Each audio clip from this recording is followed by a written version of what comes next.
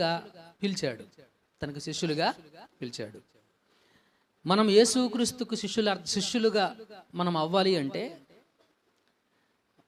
మనకు యేసుక్రీస్తు అర్థం కావాలి. యేసుక్రీస్తు ఏమవ్వాలి? అర్థం కావాలి. ఈ నలుగురు యేసుక్రీస్తుకు శిష్యులు ఊరికినే అవలా. మీకు అర్థమవుతుందా నా మాటలు? ఈ నలుగురు వ్యక్తులు కూడా యేసుక్రీస్తుని తమకు మాస్టర్గా ఊరికి ఏర్పాటు చేసుకోవాలా.